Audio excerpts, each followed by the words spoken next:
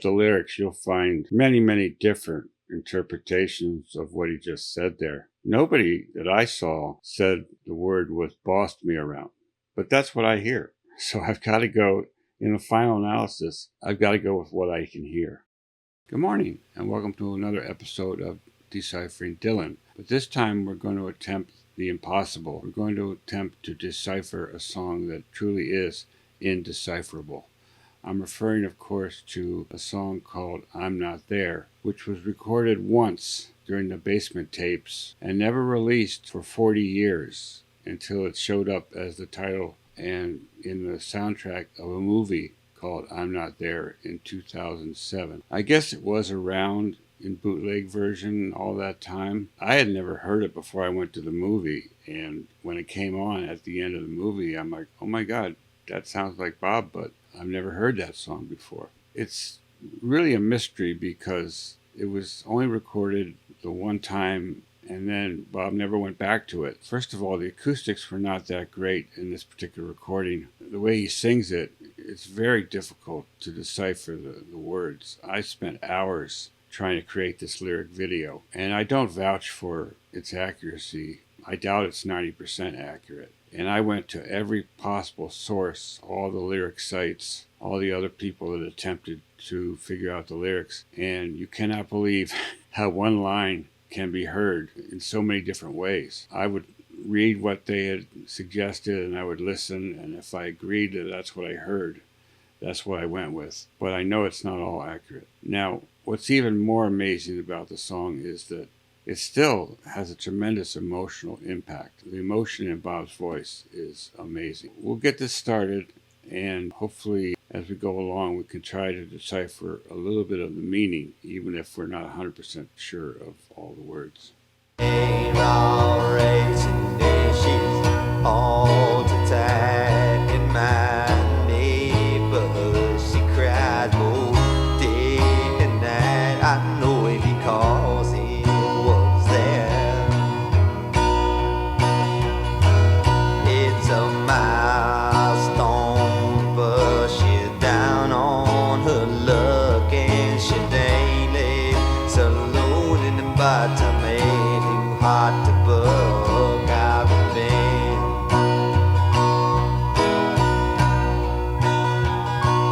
I believe where she's stopping, if she'd once time to care. I believe that she'd look upon the siding to care. And I go by the Lord and ways she's on my way, but I don't belong there. Whether these lyrics are right or wrong, they're not very polished. It's almost like he had some general idea of what he wanted to say, and he just was almost ad-libbing. Maybe I'm missing the secret meaning of it all, but it's very hard to decipher even what the words are. But we get the feeling of the song. It's about a woman who is struggling. Things aren't going well for her, and the singer, the man, wishes that he could be with her, but for various reasons he can't deal with it. No, I don't belong to her, I don't belong to either choir. She's my prize forsaken angel, but you don't hear me cry. She's a long-hearted mystic, and she ain't carry on. When I'm there, she's alright, but when she's not, when I'm gone. Heaven knows that the answer, she's don't calling no one. She's the way for sailing beautiful, she's mine for the one. And I lost her heavy tempted by temptation as it runs, but she don't holler me, but I'm not there, I'm gone. He wanted to be with her, but he lost her by hesitating, and also apparently by being tempted to go in a different direction. Like a lot of Dylan's songs of the era, there's tremendous conflict in these relationships and feelings of loss. And just to put this in perspective, after his world tour of 1966 and the release of Blonde on Blonde, he had his motorcycle accident. And then he was not seen and didn't perform in public for, I think, 2 or 3 years. But he did retreat up to the Catskill Mountains near Woodstock, New York, hung out there with members of his backing group who later became the band. They recorded a tremendous amount of material in a house called Big Pink. In this particular song, I guess he just came in one day and say, hey, I've got a new song, turn on the recorder, let's go. The band had never heard the song before. Kind of hear in the instrumental that in the beginning they just kind of figure out, what the song is, what the chords are, what the melody is. And then as the song goes on, you'll see the accompaniment gets stronger. Garth Hudson on the organ, probably the dominant instrument here. And of course that makes sense because he probably was the best musician, the pure musician in the group.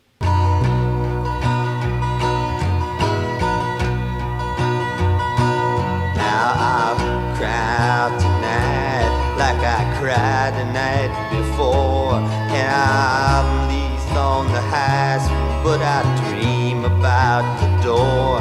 He's all alone, he's taken by fate with the tail. It don't hang pontonation, she's miles said well. Just an example of how difficult it is to hear these lyrics. I'm the only person that thinks the line is feast on the hide, but that's what I hear. Maybe it's because quite recently there was a Tom McDonald song about the lion not caring what he feasted on. But I hear that, and I hear other things that people don't hear. There's so much variation in the interpretation. Now, perhaps if the song had been finished, if the song had been released on a record, better acoustics, if the song had been performed publicly a number of times, over time, people would have been able to decipher all the lyrics. But working with just one version, very difficult. Now when I treat the lady I was born to love her, but she knows that the kingdom was so high above her, and I run but I race, but it's not too fast to slow, but I die, perceive her, I'm not there, I'm gone. I lost track. I think I've been through about 4 verses. It's a long song. It's a 5-minute song. There's actually 10 verses in here. Each is broken up by a short instrumental interlude. Well, it's all about the abuse that I cry for her bill. I don't need anybody now beside me to tell, and it's all information I receive, but it's not. She's alone, finding beauty, but she's gone like a spot in chiffon. Yeah, she's gone like the rainbows that shining yesterday, but now she's home beside me, and I'd like to hear to stay. And in some cases, when I sense that Dylan stumbled over a phrase, I put in the lyrics what I thought he would have said if he hadn't stumbled. I thought that was a beautiful line there about she shines like the rainbow that was yesterday. Kind of past that point. She's no longer shining like she did yesterday. She's having some issues, but he's glad that she came home and he'd like her to stay with him, but I don't think it's going to work out that way. He's a bold, mistaken beauty, and he don't trust anyone. I wish I was beside her, but I'm not there, I'm gone.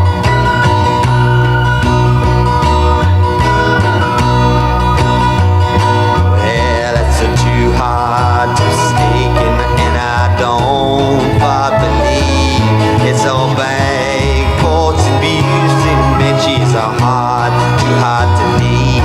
It's a load, it's a crime the way she moans me around, but she told won't you hate me, but there's a dawn for thinking clown. If you look up the lyrics, you'll find many, many different interpretations of what he just said there. Nobody that I saw said the word with bossed me around.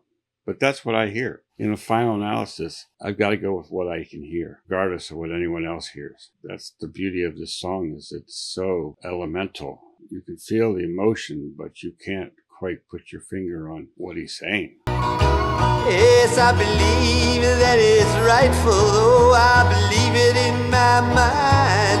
I've been told, like I said when I before, carry on the grind, and she's on. Betty told her, like I said, carry on. I wish I was there to help her, but I'm not there.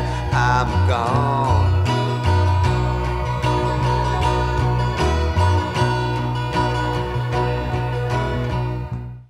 And there it is. And back at the beginning, it seems as if the song just starts in the middle of a verse, which is similar to the other great unreleased song that I also reacted to, She's Your Lover Now, that just kind of starts in the middle and ends in the middle. And he never went back to that one either.